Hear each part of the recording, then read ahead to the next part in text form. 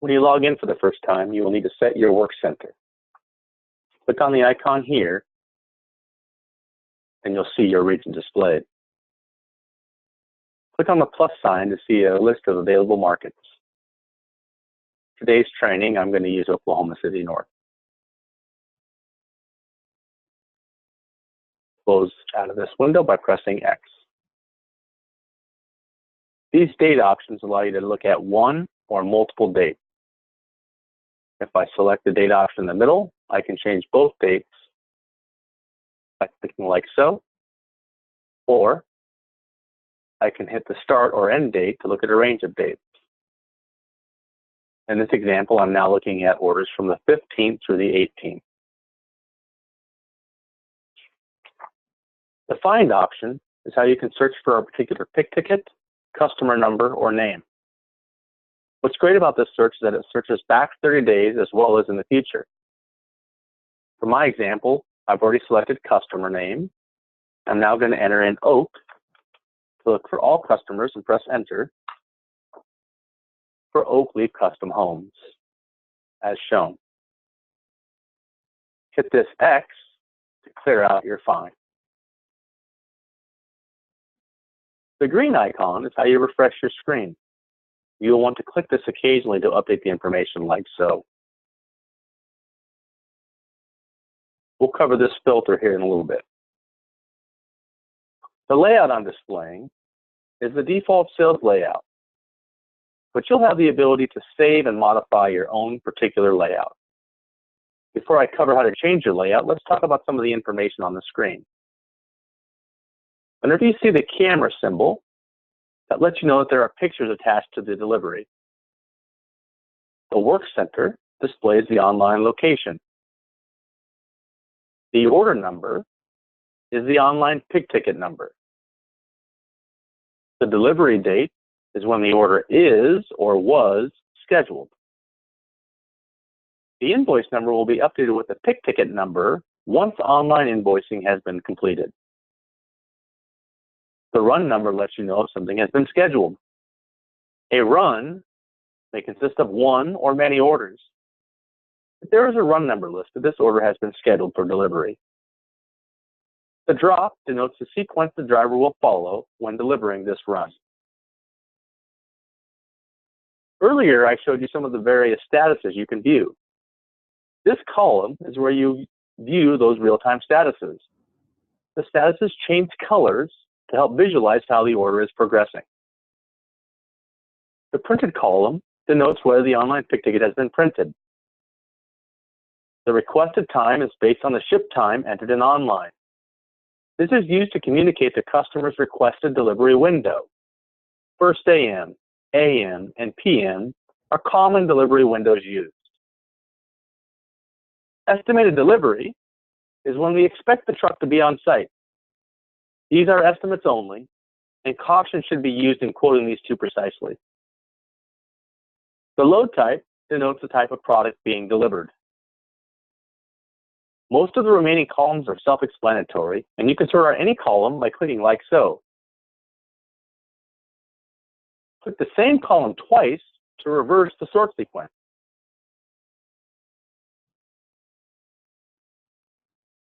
To view the details of an order, double-click. I've selected an order, and at the bottom of my screen, it shows the details. There are multiple tabs, and I'll take you through most of this information. The first tab is the Line tab. The Lines tab shows all the detailed product information, item descriptions, quantities, and time of allocation. The Order Info, Ship to, and Miscellaneous tabs have basic order header information, such as customer PO, salesperson, address, etc. The Assets tab lists the people or equipment that assisted with this order. I'm going to skip over the Notes tab as they currently aren't used. The Directions tab contains online direction ID and Ship to Memo 1 and 2 information. When directions are present, the address line 1 is shaded blue.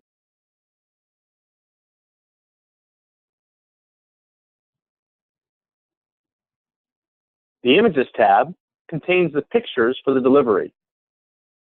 Each image is listed, and you can click anywhere on the line to view the photos, like so.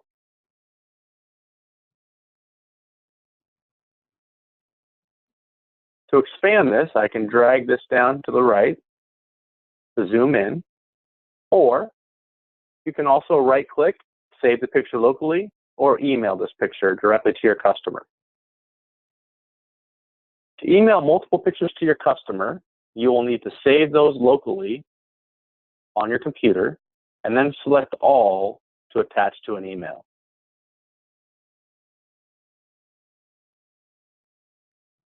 The History and Versions tab keeps track of the changes throughout the order process. The Version tab in particular keeps track of changes to delivery dates. This is also where dispatchers review and approve those requests. When delivery date changes are requested from online, the order number font, right here, like so, turns red until dispatch is acknowledged.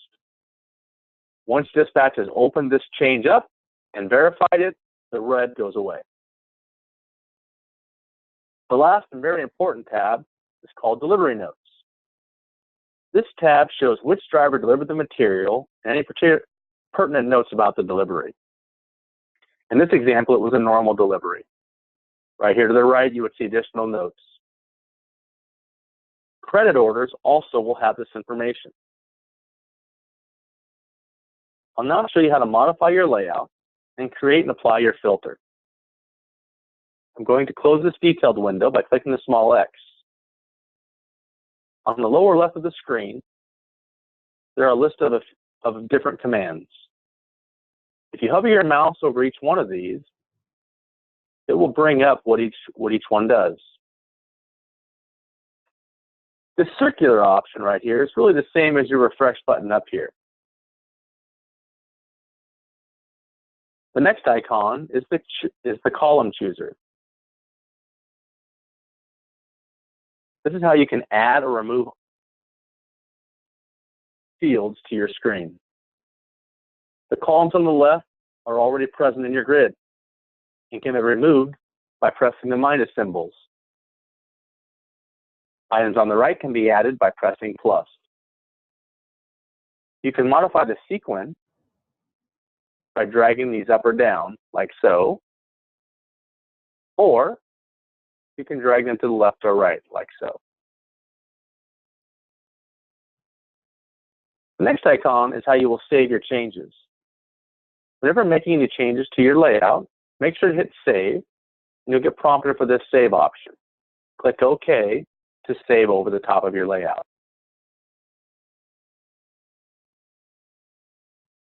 This icon can be used to reset your grid back to the default sales view. The last item I'm going to demonstrate is how to create and apply your filter. I already have a filter saved, so to modify my filter, I first must turn it on. Click my filter on. When I turn the filter on, you see this shaded in blue, and now this little hourglass or spyglass opens up. My condition is set under condition 1, and as you can see, I've set to show any order where inside SP number equals mine. Perhaps you have to support multiple salespeople. You can change this and have this be multiple inside salespeople or outside salespeople, like so. In this case, you would change this to be OR to say, when this number equals this, or this number equals this, etc. Once done, hit Apply Filter.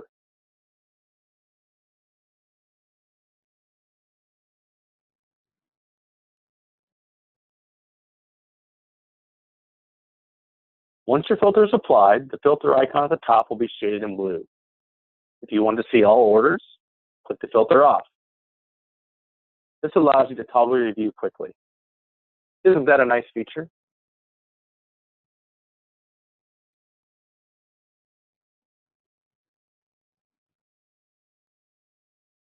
To close today's session, I wanted to share some keys to making this program work for us. Consistently follow your market, sales, and operations process. If you haven't received this information, please reach out to local sales or operations management. Our processes may vary by line of business, but must be consistent across salespeople and locations. Entering delivery information in the correct field ensures operation knows where to look to satisfy customer requests. Utilize the sales viewer and help dispatch have time to keep things updated. Between order status, estimated delivery times, pictures, and notes, sales should be able to answer most of their delivery questions. This is also a great way for you to verify your job sites are on schedule for their upcoming delivery. Reducing dispatcher email and phone calls will allow them to keep the system current and focus on getting your deliveries made. Engage in the process. If you have questions or ideas, please share. This concludes the Sales Viewer training. I hope you found today's session helpful. You'll now be taking a short knowledge check where you can validate you are paying attention. Thank you.